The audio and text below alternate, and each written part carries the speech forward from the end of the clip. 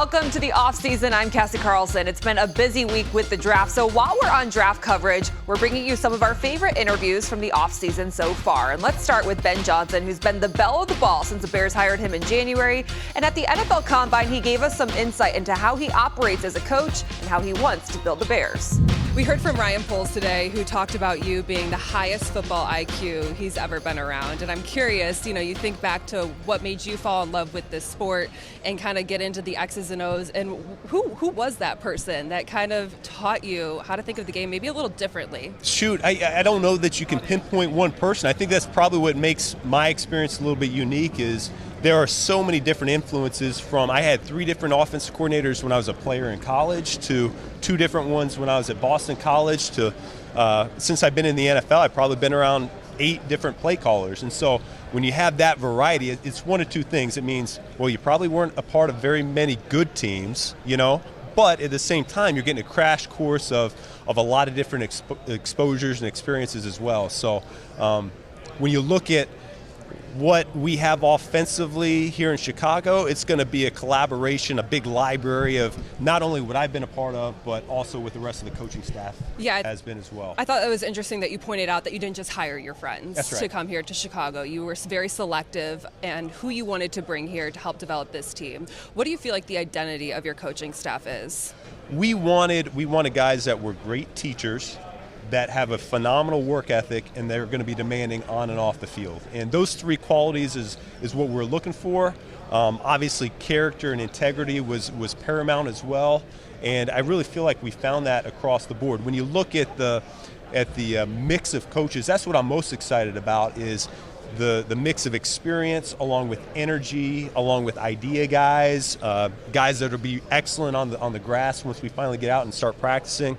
The balance and the compatibility within the whole group, I think, is going to be off the charts. You had mentioned not wanting to take everyone from Dan Campbell's staff, but Antoine Randall L. is a name that you bring with you here to Chicago. First off, did you know his history as a high school athlete in Chicago before hiring him here? Well, I knew he was a really good player of everything, yes. Basketball, baseball, and football. But did you know?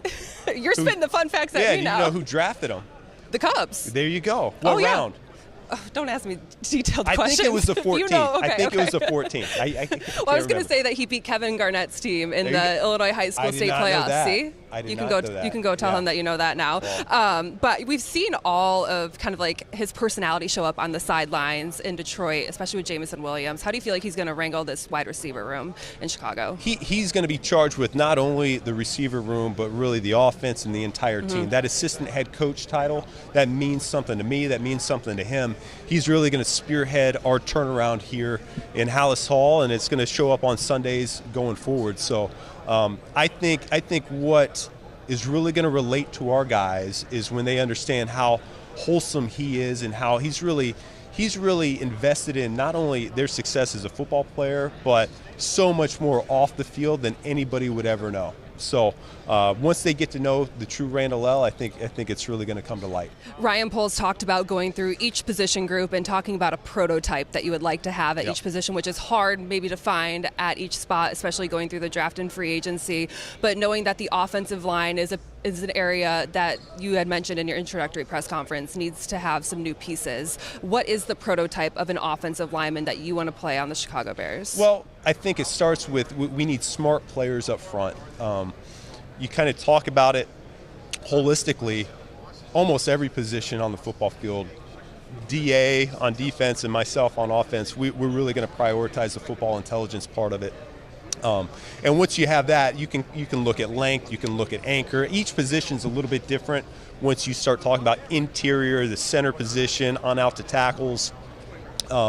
And so I think there's a mix of it. And we're looking for good football players. We want to establish that physical nature, our identity, physical, sound, and poised. That needs to show up, and the physical nature of it shows up first and foremost with the offensive line play. So we want to see guys that are finishing around the ball. Can you put into perspective maybe how much having a strong offensive line in Detroit allowed your offense to be so explosive over those 3 seasons? Yeah, well, that offense there in Detroit, that was all predicated on what our players did well. And so because we had the luxury of a very good offensive line, that's what we look to capitalize on and feature. I see Darnell Wright very much in the same mold as a Penei Sewell, and we try to do things the last 3 years in Detroit to highlight Sewell in space, highlight him on one-on-one blocks, him against their best defensive linemen. I see the same thing for Darnell, and that's where look forward to getting to know him a little bit more this springtime and in training camp. But what I saw on tape last year showed a lot of promise in terms of the player that he can be. When it comes to projecting players in the draft, that has to be so hard, and especially offensive linemen. When in Detroit, it was through the draft for many, many years that you guys brought in so many offensive linemen. Is there anything you can pick up on the tape or the intangibles? I see you kind of smiling. You're but to say these guys have potential to be an all-pro and be a lineman for the next 5-10 years. Yeah, I think what I learned over the last few years is the tape tells the story. And so we're coming here to this setting, and the formal interviews tell us a lot about the football intelligence, about the personality. But at the end of the day, we can't get biased too much by falling in love with a player in a 20-minute formal interview and overlook what he's put on tape. And so that to me is always going to be the overriding factor. We're looking for good football players, not just for the offensive line, but for the entire team. When you get the chance to sit down and watch that tape with Caleb Williams, as you had mentioned, you want him to see the game through the lens of your own eyes. Yep. What are the questions you're going to ask him come April when you're in the room together to get a feel for what he feels strongly about when it comes to an offense, or what makes him comfortable? I think probably one of the starting points we'll have is going over last season. I do want to watch last season with him, not to revisit anything from to linger too long from a year ago, but I need to know his foundation. I need to know what's going on in his head, probably less schematically and more so some of the situational things that popped up, just what he was thinking, what the communication was like on the headset, just so that I have a baseline to know what he's been exposed to so far. And then once we have that, we're going to be able to build from there. We've got a number of great coaches, whether it's Declan, JT Barrett's going to play a huge role in Caleb's development. Press Taylor's got a lot of experience with young quarterbacks as well. And so we've got an army at our disposal. We just got to utilize them all. What was the biggest thing you learned from working with Jared Goff, of getting the most out of him, that you feel like you can apply to a different player, but situation where you want to, get the most out of Caleb Williams in a year that's critical to his development as a young player? Yeah, I think, I learned so much from Jared. I learned so much from all those players there, but one thing always resonated with me. He said, where communication lacks, negativity fills. And so what that meant to me was, as a play caller to the quarterback and vice versa, there can never be any gray. We need to just make sure we're always on the same page, even if that means we're saying the same thing again over and over and over, because we just don't want to leave anything up for chance. We're all in this together. I said just a minute ago to somebody else, Caleb's success is going to be my success and vice versa. And so we truly are married in a way. You've been in Chicago for, I think, a month. Does time fly, or are you getting able to settle into your new hometown, all that stuff? We're getting there. Okay. We're getting there. Yeah, it's a lot of time in the building, and it's been beautiful so far, though. I've had the family come in a couple weekends ago. They got a lay of the land, and I think we found a house that we like. Nice. And so it's going to eventually start feeling more like home, but I love everything I've seen at the facility. Everything I thought I was getting myself into, it's been times 10. It's been outstanding. Well, Ben Johnson, we appreciate your time. Thanks for stopping by. When we come back, the Bears continued to win the offseason during free agency when they added a veteran game record to the middle of their defense. Grady Jarrett and having a fresh start in year 11 coming up next on the offseason. Welcome back to the offseason. It was a surprise across the NFL when the Atlanta Falcons parted ways with their 10-year defensive tackle, Grady Jarrett. But in a matter of a few hours, Ryan Poles called his friend Matt Ryan, who played alongside Jarrett, and knew he needed the vet on the Bears. Welcome to Chicago, and we were just talking. The first thing I noticed is that you had the chain that's rose gold, but it looks orange, paired with the blue suit. Paired with the blue and the orange, what do we call this right here, handkerchief? pocket square, whatever you want to call it, but you were ready to go. I was ready. It was fate. This is in my closet, and I haven't put this combination together till I got here, so I'm excited. I love it. We were looking at your Instagram story. You got your hair done after you were signed here. You hop on the private jet, and then all of a sudden you and your family are in Chicago. What's the last day or so been like for you? Oh, man, it's been crazy. It's been a whirlwind. It's feel like the day's been long, but, I mean, a week ago I would never thought I was going to be here, you know what I'm saying? But, you know, life goes on. You got to adjust. You got to keep going.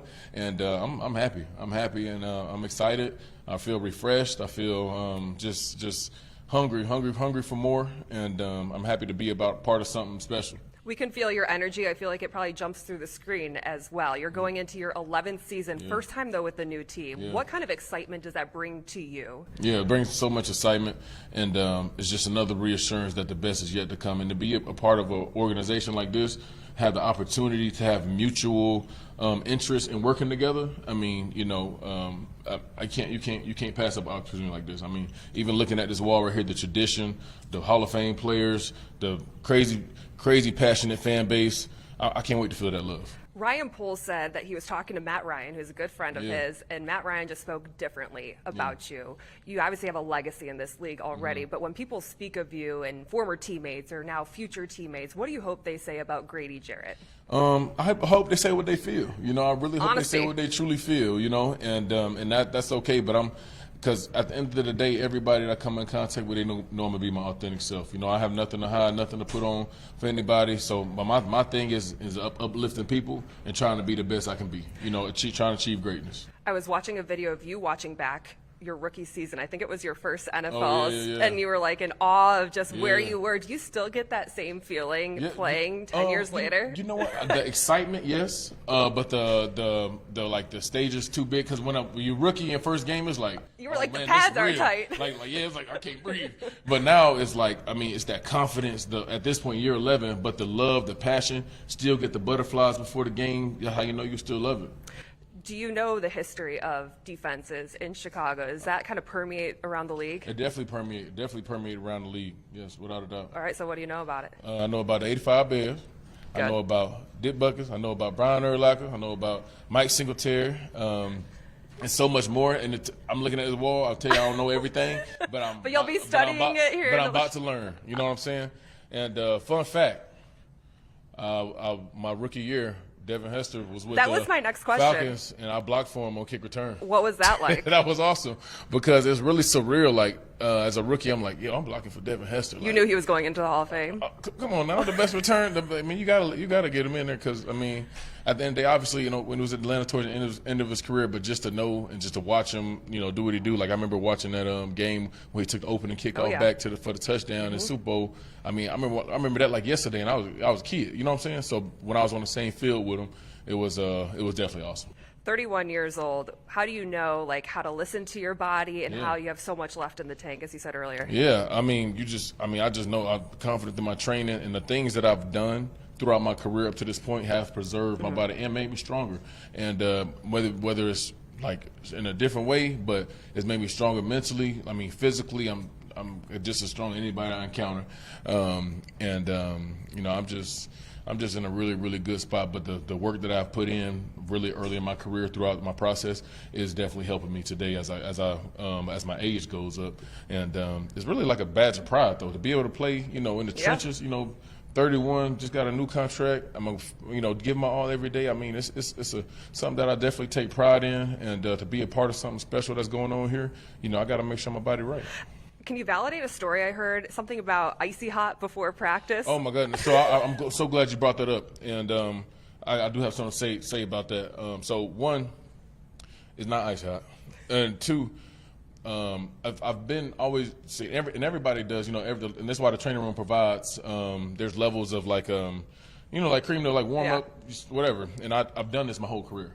But the difference is when the media comes in the locker room and they stand, where my locker was like their huddling place in the locker room. And I don't got no problem with media locker room, but obviously if that's my process, what I've done, why try to share whatever to make me look like I'm? You compliment me in my shape and the things I do, in my body structure and how I'm so in shape, but then you try to bring me down on going through my process of warming up.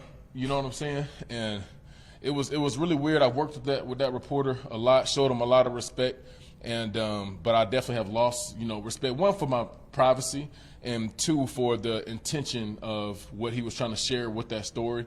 And then because I'm friends with the media, you know what I'm saying, and I've shown nothing but respect, But to gain to validate whatever the Falcons' decision was for me through his telling the story of me getting ready for practice, that was not a cool move to me, and so I definitely have lost respect for him. And but it's okay. I still got love for the media because you're selling. One, you're already in personal space when we naked in there, and I'm and two, it just was. I don't know if it's trying to be funny, but it wasn't funny, and it was really I would say disappointing because I work with Josh. You know what I'm saying? So it is what it is. I mean, life go on. I'm in Chicago. I'm happy to be here, and I hope they got the routine never changes. Yeah, it's what's kept you in the league for 11 years. For 11 years, going strong and feeling great. One last thing. A lot of people call you a game wrecker. Your game in one word, how would you describe it? Relentless. Whether it's going to be a high statistical game or a low statistical game, I just know I gave my all every snap. And that's what I pride myself on. The weight, when you cut the tape on, I mean, you could look at these things, you could look at the websites and the grades and all this. Go cut the tape on. You know what I'm saying? And this is not 1 year, not 2 years, not 3 years or 5 or 6 or 7. This is 10 years of work every week. You know what I'm saying?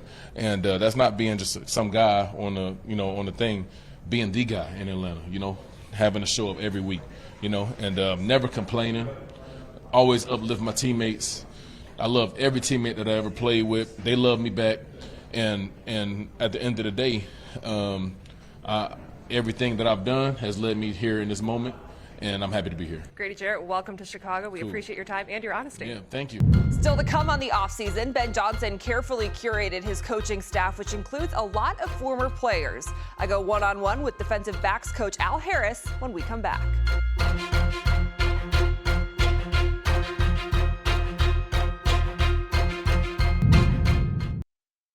Welcome back to the offseason. When Ben Johnson left Detroit, Lions head coach Dan Campbell said the most important thing he'll do is hire his coaching staff. Ben Johnson made it a point not just to hire his friends. And defensive backs coach Al Harris played 15 years in the league and now gets a chance to work with a very talented group of DBs who love the sense of urgency to win now. And that includes Tyreek Stevenson, who he knows from several years ago. All right, we are joined now by defensive backs coach Al Harris, also the passing game coordinator for the Bears. First off, welcome to Chicago. I want to start with the obvious question that for like 6 years of your career, you were taught to hate this place, and now you're on the other side when you played for the Packers. What do you remember about being part of that rivalry as a player? It was a big rivalry. I can't say the coldest game I've ever played in was at Soldier Field. So. Now you're on the other side, joined by Ben Johnson yes. and his staff and Dennis Allen. What's the connection where you guys linked up and you ended up coming here to Chicago from Dallas?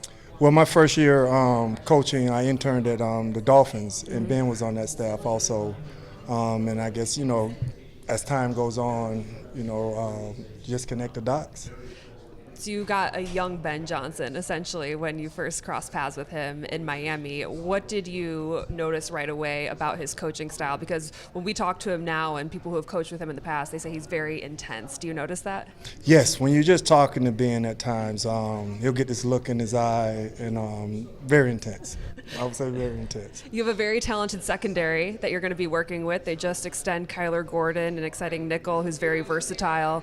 Jalen Johnson, who has big expectations for himself. Let's start with Kyler, because Dennis Allen was just talking and saying, he brings a ton of versatility, but they want to find him almost a secondary position that he can play, whether that's outside corner or safety. What stands out about his skill set that you're excited to work with? Well, I think he's a good all-around football player. When you find guys like that, you have to find ways to kind of bring their attributes to life.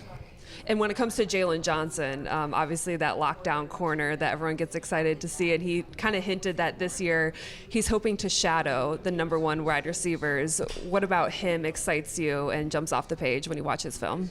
I thought he did a good job. Thought he was consistent in coverage. Thought he moved well. like him when he was coming out of college also. So I'm excited to work with all of them. With Tyreek Stevenson specifically, everyone said when you got hired, you're gonna really take him under his wing. As a young corner, what are the most important lessons that you feel like you can teach him, having that playing experience as you try to get the most out of him? Well, my thing is mindset. Just get him the right mindset, how to go about his day and being a pro. So that's kind of where we'll start off. But when he was coming out of college, man, I think he was one of my most interesting 30 visits that I had. It stuck with me in a good way. Okay, what about it? It was just genuine. We sat in there, we probably went over time, but it was a just genuine conversation. We talked about ball, talked about life, and it just went from there. When you come onto a new staff and you get a new roster that you're going to work with, obviously everyone's a new face. How do you go about connecting with them initially? Is it before they get in the building? Are you calling them up like, hey, like let's start to get to know each other? How do you start to build that trust, which can be so important for a coach and player? Well, I think that it really has to be organic. You know what I mean? So you can't rush it, can't push it. Once the guys see that you care, and they see that you know what you're talking about, and then it comes naturally. Everyone that we've talked to from a player's standpoint says that there's a huge sense of urgency in the building right now to win now. How do you feel like that message resonates with the players on this team right now, as Ben Johnson had his first team meeting just last week and got to kind of stand in front of everyone and set the standard of what the expectations are? Well, that's the goal, is to win. Being with Ben, DA, all of the staff, everybody's in that mindset that we're here to win, not to build, but we're here to win and to win now. Studying DA's defenses, what's the most important thing that stands out when it comes to his scheme? I like the way DA does it. He's a culture guy. He believes in setting the culture first, and then the defense after that. So that's huge with me. Ben's the same way. He's culture. So that's what stands out to me. As a former player, how have you noticed that having that sort of experience translate into your coaching tenure now, as you get to know players? Like, what are the most important things that you feel like you relate to most because of that? Well, I truly feel that there's nothing that they can say coming off the field that I can't relate to. You know what I mean? So there's nothing that can come out the field, hey, coach, I saw this, or he did this, all right, then this is what we're going to do, calm down, let's do this. Were there any coaches that you remember specifically that really left an impression on you and wanting to become a coach? Yes, a couple. I would say Emmett Thomas, Lionel Washington, Andy Reid, Mike McCarthy, all of the guys that I played for. Not every player wants to become a coach, so why was that the avenue for you? Well, for me, I've been doing this all my life, you know what I mean? And, I'm an expert at this. So, when I was finished playing, even a couple years before, I decided this is what I was going to do, because I didn't want to start over and try to master something else. And here you are now in Chicago, knowing the history a little bit of this place. What do you think of when you think of a Bears defense? Tough defense. A team that is led by the defense. The on-field work continues with rookie minicamp and OTAs. We'll be back next week with new interviews, including hearing from the Bears' first-round draft pick. In the meantime, make sure to catch all previous episodes and extended interviews from the offseason on Fox Local and the Fox 32 Chicago YouTube page. We'll see you next week right here on the Offseason.